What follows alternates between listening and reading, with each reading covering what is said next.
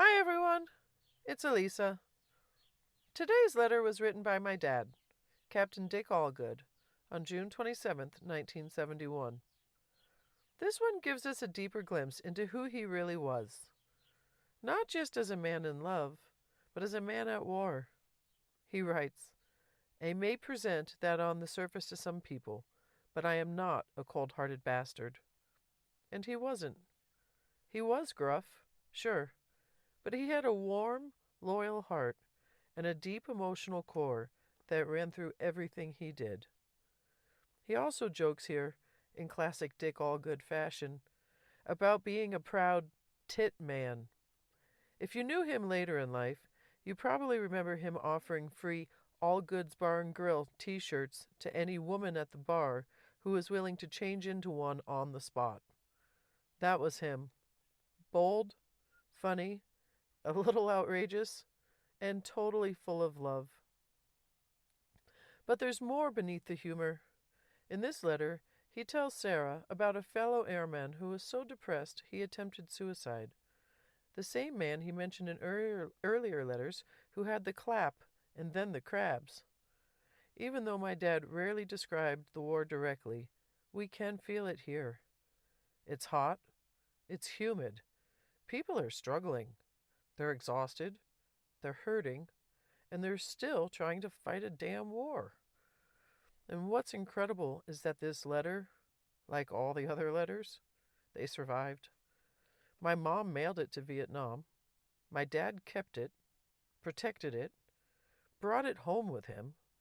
Then, somehow, decades later, I found it in a freezing storage unit in Big Sky, Montana.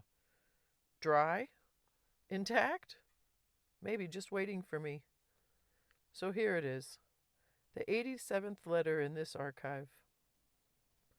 27 June. Sunday.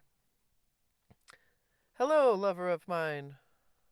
How is my little chickadee today? Not long to work, huh? I hope you can relax and feel good without that damn hospital. Boy, do I love and miss my wife. You sure do command my thoughts and love. I don't know what I would do without you. Well, another Sunday on alert. I am on alert again. Tomorrow I am off. I can't believe it. I am going to sleep, sun, if it is out, and sleep some more. I'll go to the movie, beat off, dream of my lover, wife, and groove to the letters I have gotten from the most beautiful girl in the world. How did you ever get to be so pretty and sexy? I want to thank the people responsible. I just can't believe your big boobs. I am so lucky to be a tit man. These fucking Air Force pens are no good. They just ran out. Just think how much bigger my playground is now. I sure love you. Well, I had a typical day on alert. No flying. Just read, sleep, and pass the time. I save writing my baby until nighttime. I really can write to you at night. I hope you don't get tired of my rambling on and on. Do you remember me telling you about the man with the clap? Well, about a week ago he got the crabs, and he is really sad. Just an immature 18-year-old. Well, last night he tried to cut his wrists, just like he always did it for attention. But this time it will backfire. They are going to send him to Cameron Bay to see the shrink. Speaking of people with problems, another young guy got a letter from his sweetheart that she is 1.5 months pregnant. She still loves him and wants to marry him in 2 months. The fellow here has not seen her in 10 months. So you can see there are people worse off than us. I have to count my blessings. I have a love greater than love itself. I am so happy and proud of my love. It is such a beautiful feeling to be happy and content in love. You have made me a happy man. I owe my happiness and love to one beautiful Sarah Jane. I want you to know how much I feel and think and groove to our love each day. I love loving you. I can't wait until tomorrow. I'm going to get nude, shower, read your sexy letters, Look at your sexy pictures and get a hard on. I am then going to dream of your mouth on me and my queef surrounding your dong. Then I will put 50 cents in the pot because I am sure it will be good. Not nearly as good as you, but I will have to rely on my dreams for a few more weeks. I can't wait for R&R. Boy, are you going to get a workout. I am going to be pussy whipped every day. I can't wait. I got a letter and a card today. I sure love you. You are my precious darling. How is the baby? I am glad that you have not had too much sickness. I am really proud of you seeing the doctor and obeying his instructions. I have the feeling that you're doing all you're supposed to do. I have a real comfort in knowing that my wife is healthy. Always love me, Sarah. I glow when I write you. I sit with a smile on my face. Then at times my eyes swell.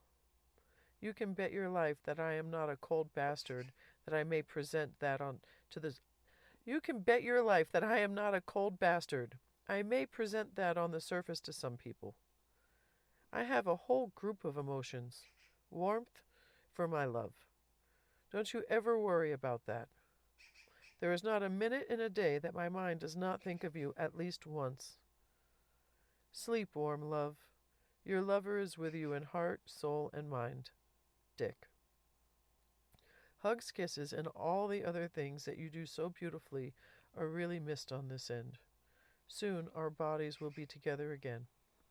And until then, I send you the biggest ration of kisses and hugs and all types of physical love by mail. I like you so much. I be loving you, Sarah Jane. Love, Dick. Well, if you're still here, thank you. These letters aren't just old paper and ink. They're pieces of my parents' love story that somehow made it through a war. They made it across the world, and then back and into my hands.